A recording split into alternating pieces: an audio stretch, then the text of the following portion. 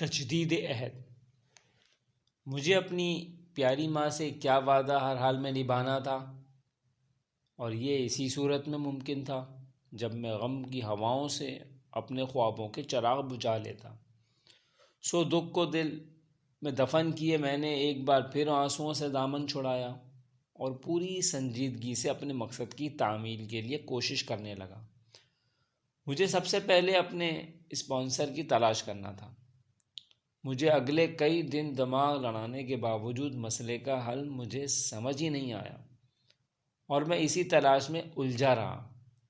دراصل مسئلہ یہ تھا کہ پہلے جتنی جگ ہنسائی ہو چکی تھی، اس کے پیش نظر میں اس تر و تازہ کوشش کو سب سے مخفی رکھنا چاہتا تھا۔ میں کسی کو کچھ بھی نہیں بتانا چاہتا تھا، مگر اس کام کے لیے مجھے کسی کو رازدار بنانا پڑنا تھا۔ آخر ایک نتیجے پر پہنچ کر میں نے نتیجہ رب کے حوالے کرتے ہوئے امریکہ میں موجود اپنے کزن ماجد سے رابطہ کرنے کی کوشش کرنا شروع کر دی، جس نے پہلے بھی مجھے اسپانسر بھیجا تھا۔ تقریباً ایک ہفتے کے بعد اس سے رابطہ ممکن ہوا۔ میں نے ساری صورتحال اسے آگاہ کرتے ہوئے اسے ایک بار پھر اسپانسر کے لیے گزارش کی، تو وہ رازداری سے میری مدد کرنے پر آمادہ ہو گیا۔ کاغذات کی تیاری میں مزید 2 ہفتے لگ گئے۔ جیسے ہی کاغذات مکمل ہوئے، میں نے بسم اللہ پڑھ کر متعلقہ پتے پر روانہ کر دیے۔ یہ کام میں نے اس ہوشیاری سے کیا کہ گھر میں کسی کو بھی کانوں کان خبر نہ ہوئی۔ ہر کوئی اپنے معمول کے کاموں میں مصروف تھا، سو کسی نے توجہ بھی نہ دی۔ 8 مہینے رات تکتے گزر گئے۔ ٹھیک 8 ماہ بعد مجھے پھر ایک خط موصول ہوا، جس میں میڈیکل کروانے کے ساتھ ساتھ انٹرویو کی تاریخ درج تھی۔ بجائے خوش ہونے کے میں ایک بار پھر پریشان ہو گیا، کیونکہ انٹرویو کے لیے دی گئی تاریخ عید کے دن کی تھی، اور عید کے دن گھر سے نکلنا ممکن نہ تھا۔ بتا کر نہ جاتا تو مشکوک ہوتا، اور بتاتا تو راز کھل جاتا۔ میں دوبارہ لوگوں کے مذاق کا نشانہ نہیں بننا چاہتا تھا۔ کم بختوں کو عید کا ہی دن ملا تھا۔ میں نے حل نہ پا کر دل ہی دل میں دفتر والوں کو کوسا۔ سوچ سوچ کر دماغ من ہونے لگا، مگر راہ نہ سوچتی تھی۔ جیسے جیسے دن گزر رہے تھے، میری پریشانی بڑھتی جا رہی تھی۔ جب کوئی حل نہ ملا تو میں سجدے میں سر رکھ کر گڑگڑا کر رو دیا۔ پالنے والے، تو مسبب الاسباب ہے۔ بندہ وہاں نہیں دیکھ سکتا جہاں تک تیری نظر جاتی ہے۔ تو ہی کوئی راستہ نکال۔ اے اندھیری رات سے سورج نکال کر دنیا کو روشن کرنے والے، میں بے بس لاچار ہوں، تو ہی میری مدد فرما۔ دعا مانگ کر دل کو قرار سا آ گیا۔ نماز کے بعد میں گھر آیا تو منجلے بھیا نے بتایا کہ ندیم ملنے آیا ہے۔ ندیم وہ کہاں سے آ گیا؟ میں حیران ہوں۔ اپنے گھر سے آیا، اور کہاں سے آنا تھا؟ بھیا نے میرا مذاق اڑایا۔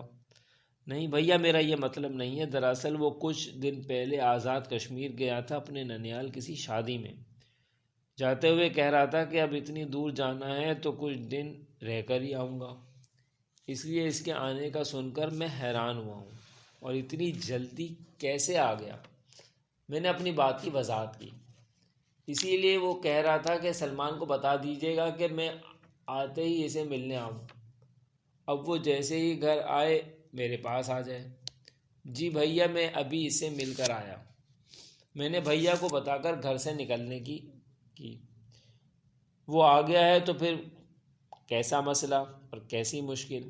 اس کی آمد کا سن کر میرے دل کی کلی کھل اٹھی، اور میں آندھی طوفان کی طرح اس کے پاس جا پہنچا۔ اتنی دیر سے انتظار کر رہا ہوں، اب بھی نہ آتے؟ ندیم نے ناراض ہو کے محبوبانہ کی طرح منہ پھیلا کر کہا۔ قدر کرو ہم کراچی والوں کی، ہمارے سوا تمہیں برداشت کرنے کا حوصلہ کسی میں نہیں، میں نے اسے گرم جوشی سے گلے لگاتے ہوئے کہا۔ اب ایسی بات بھی نہیں، آپ نے کچھ زیادہ ہی لمبی چوڑی کر دی مسٹر امریکہ۔ خود ہی دیکھ لو، بڑے دیکھنے گئے تھے کشمیر کے نظارے، چوتھے دن ہی میں چلتا کر دیا انہوں نے۔ ننیال راس نہیں آیا یا کشمیر؟ میں نے اسے چھیڑا۔ کشمیر بھی راس آیا اور ننیال بھی، بس وہاں کے پانی سے ہماری نہیں بنی۔ دوسرے دن ہی میدے نے بغاوت کا اعلان کر دیا۔ آخر تنگ آ کے مجبوراً گھر کی راہ لی۔ اتنی سی بات ہے جس کا تم افسانہ بنائے ابتلے ہو۔ ندیم نے داستان غم سنائی۔ یعنی لوٹ کے بدھو گھر کو آئے۔ ارے بک بک چھوڑو اور کوئی نئی تازی خبر سنو۔ خبر نہیں یار، پورا اخبار ہے، تو سن تو صحیح۔ سنا، اس نے ہماتن گوش ہونے کی اداکاری کرتے ہوئے کہا۔ سنجیدگی سے میری بات سنو، مجھے تمہاری مدد کی ضرورت ہے۔ میں نے اسے اپنا مسئلہ بتانا شروع کر دیا، جسے وہ پوری دلچسپی سے سننے لگا۔ ساری صورتحال کو جان کر ایک بار تو وہ خاموش ہو گیا، پھر کچھ سوچ کر اس نے میرا ساتھ دینے کی حامی بھر لی۔ میرے گھر والوں سے بہانہ بنا کر اسلام آباد جانے کی اجازت لینا تمہارا کام ہے، کر سکو گے؟ مشکل کام میں اس کے ذمے لگاتے ہوئے پوچھا۔ بے فکر ہو یار، ندیم نے کہا اور میں گھر آ گیا۔ کتنے دن بعد میں دوپہر کی سکون کی نیند سویا۔ مجھے یقین تھا کہ ندیم آرام سے جانے کی اجازت لے لے گا، اور وہی ہوا۔ اسی شام اس نے بڑے بھیا کو نہ جانے کون سی داستان سنائی کہ انہوں نے خوشی خوشی مجھے اجازت دے دی۔ میں نے اسی رات اپنا سامان پیک کیا، کاغذات سنبھالے، میڈیکل رپورٹ اور پاسپورٹ احتیاط سے بیگ میں رکھا اور سفر کے لیے تیار ہو گیا۔ گھر سے نکلتے وقت بھائی موسیٰ نے چیک میں سے کچھ رقم میرے ہاتھوں میں پکڑا دی، جسے میں نے بٹوے میں رکھ لیا۔ بھائی موسیٰ کو جانے میری ضرورتوں کو خبر کیسے ہو جاتی تھی۔ ہمیشہ وہ اسی طرح مجھے مالی طور پہ سپورٹ کرتے تھے۔ میں نے ان کا شکریہ ادا کیا اور اماں سے دعائیں لیتا ہوا گھر سے نکل آیا۔ سفر کی مصیبتیں سہتے اگلے دن شام کے وقت اسلام آباد پہنچے تو تھکن کے مارے ہمارا برا حال تھا۔ ہم نے ہوٹل میں ہی کمرہ بک کروایا اور سفر کی تھکن اتارنے کی نیت سے کھانا کھا کر سو گئے۔ اگلے دن صبح 8 بجے قونصلیٹ جانا تھا۔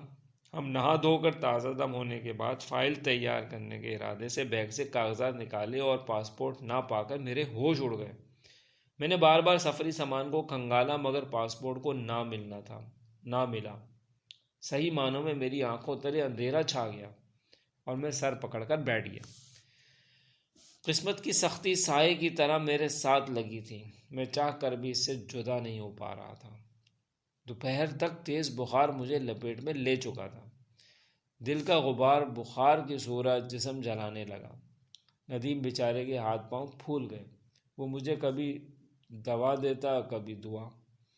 یہ اس کی خلوص کا اثر تھا کہ رات تک میری حالت کافی سنبھل چکی تھی۔